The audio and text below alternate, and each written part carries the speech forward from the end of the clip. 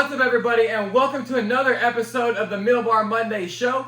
I'm your host, Justin Baldwin, and the meal bar that we're talking about today is Protein One, which is ultimately owned and manufactured by General Mills. So the reason that I've done this show, I've decided to do this show, is because no one really knows what they're looking at and what's in these meal bars, these protein bars, when they walk into a store or when they're looking online. So I wanted to do the research, do the studying, and give you a way for you to be informed so you can be better educated the next time you go look for a protein or meal bar. So let's get right into this. For Protein One, the first ingredient is chicory root extract. So there's nothing wrong with that. Chicory root is a natural root, it's a natural plant. It's used as a coffee substitute, so there's nothing wrong there, okay? We're on a good start. Next is soy protein isolate, which sounds great. You hear a lot about soy, you might love soybeans, and then you hear protein and you think it's great, right? Awesome. There's 10 grams of protein in every bar. But let's talk about that. Let's talk about the soy protein isolate. It's made by soaking soybeans in acid to remove the sugar and fiber. Then that extraction process leaves behind chemicals and metals like hexane, which is a significant component in gasoline, and aluminum. Wow. All that to make that soy protein isolate. Usually leaving behind chemicals and metals. Interesting. Then you got whey protein isolate. Then you have maltitol. And you see this 1 gram of sugar, that's freaking amazing. Especially when some have 15, 16, 17, 20 grams of sugar in them. Well, let's talk about why there's only 1 gram of sugar. It's because they use something called maltitol. Alright, maltitol is a sugar substitute. It is nearly identical in its properties to sugar. And it's very, very little as far as how much better it is for your blood glucose, which high blood glucose levels lead to diabetes and heart disease. Alright, so maltitol, hey, it's not sugar, but it's basically identical in its properties. And it's only somewhat less of a bad effect on your blood glucose. Okay. So we're kind of going downhill all of a sudden. Next you have maltitol syrup. Great.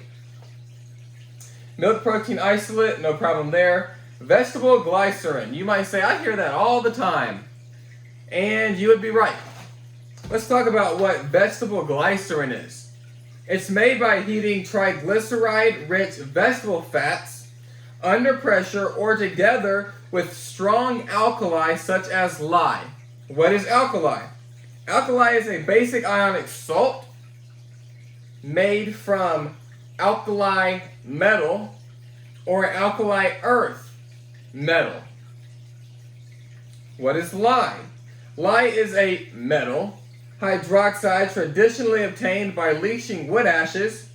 Lye is most commonly referred to as sodium hydroxide, which according to the CDC is a very corrosive substance, causing eye irritation, skin irritation, mucous membrane irritation, skin burns, eye burns, allergic reaction, and temporary loss of hair.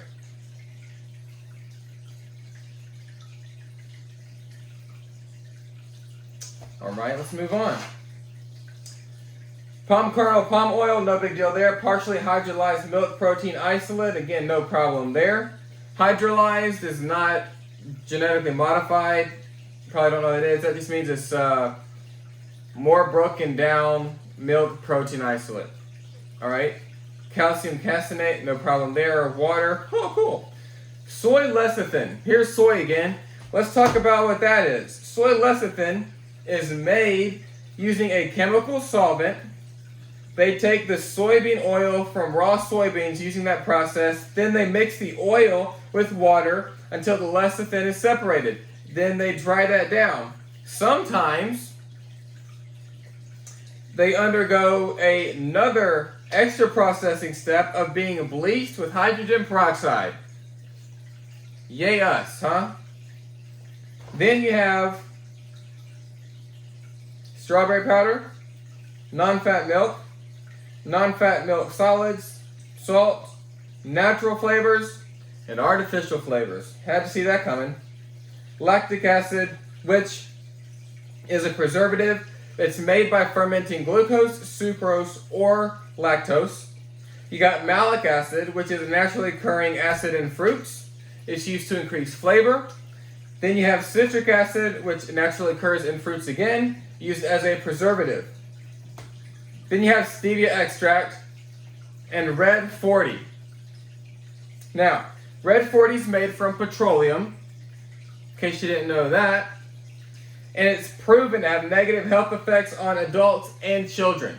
All right, migraines and really bad allergic reactions, it's known to cause that in adults, but in children, and there's still more science coming out on this, but these are known facts so far, okay?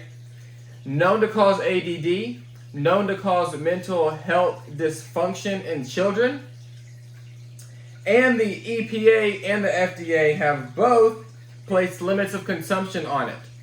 If it wasn't a big deal, why would they place suggested limits of consumption on it? Yellow 6, there's 3 ways to make yellow 6. Either using hydrochloric acid or sulfonic acid, which causes eye irritation. Okay? Then blue 1 is made from mostly oil. But Red 40 and yellow 6 may contain benzidine, aminobiphenyl, or aminobenzene. These are known carcinogens. And if you don't know what carcinogens are, those are things that are known and proven to cause cancer. All of that are in these healthy protein meal bars. So, should you eat these? That is up to you. But at least now you know. I'll see you next week.